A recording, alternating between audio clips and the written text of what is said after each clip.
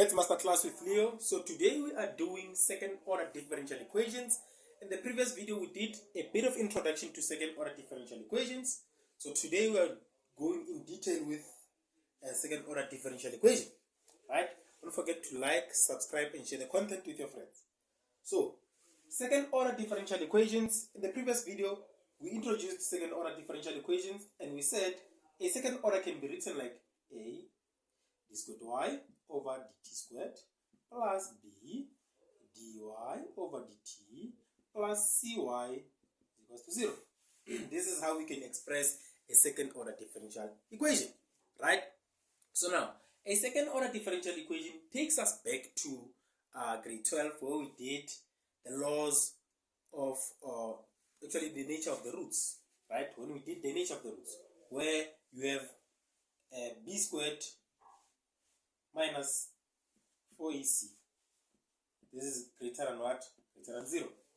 Right? And again, this, we said this, it will give us a condition where we have different real roots. Right? Sometimes they call it two distinct real roots. Right? Again, we said b squared, remember, minus 4ac is equals to 0. Right? This one, we said it will give us two equal roots. Right? And then, third one, where we have b squared minus 4ac. This is less than 0. This will give us two complex roots. Right? It will give us two complex roots. These are nature of the roots. For you to understand second order differential equations, you need to understand this.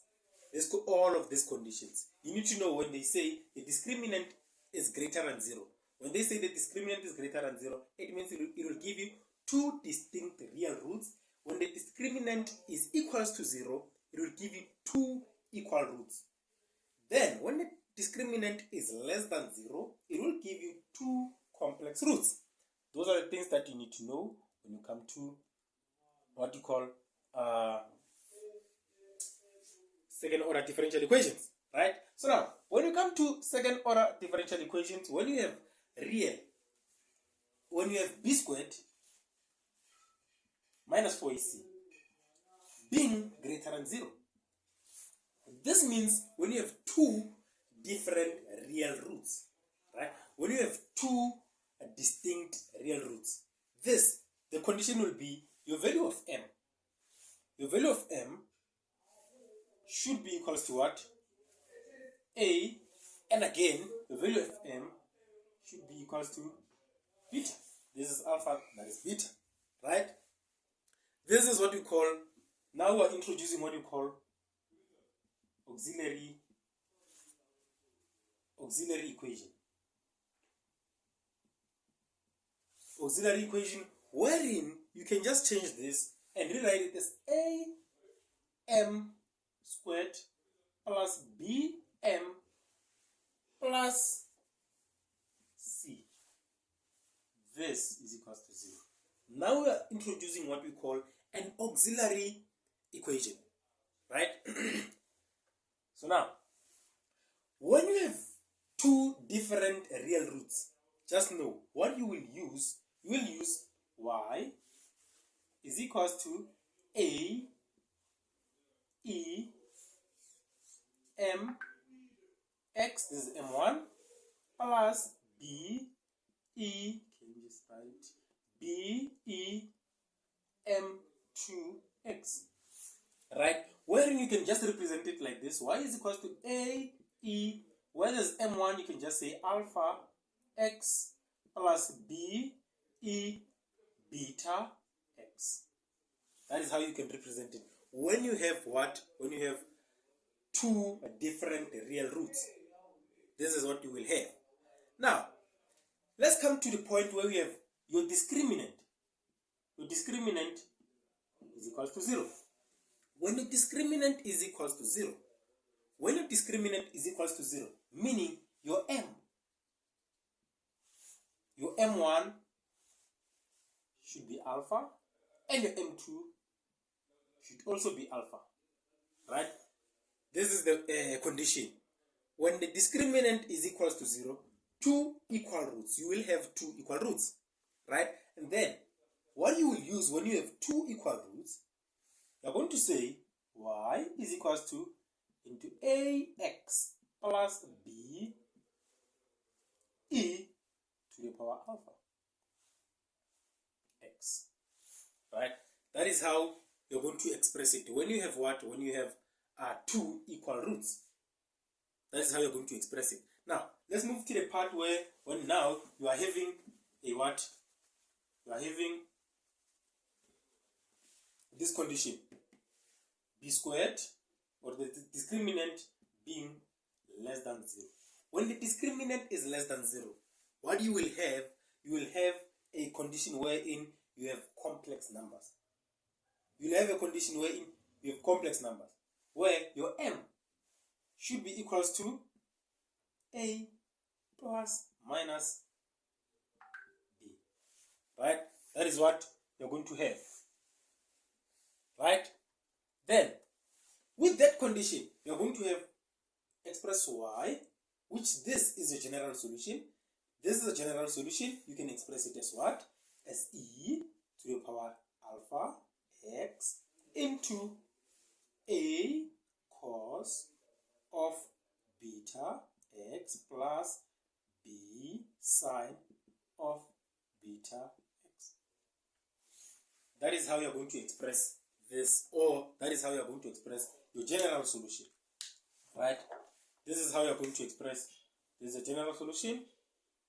This one is also a general solution, and this is also a general solution. That is how you express your general solution given different types of discriminants, right? So now, as simple as that, let's get to one question, try to solve it fast and see if we can understand this thing better, right? Theory, then apply the theory that you've learned. Now, you're given 2 dy, d squared y over d x squared plus what? Plus 5 dy dx subtract 3y, this is equals to 0, right? You are given such a question. They say determine the general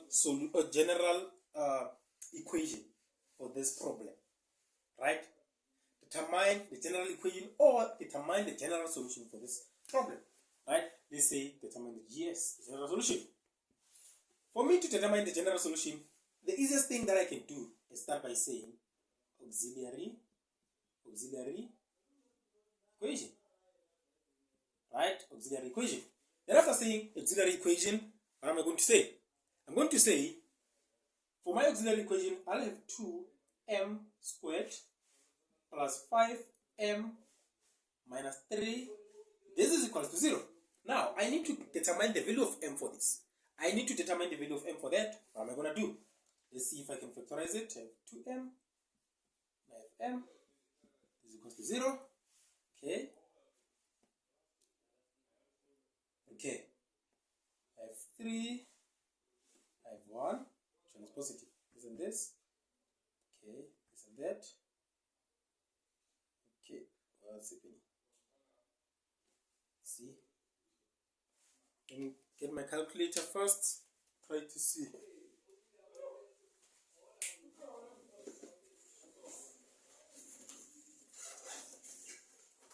Oh, okay. I think this should be like this.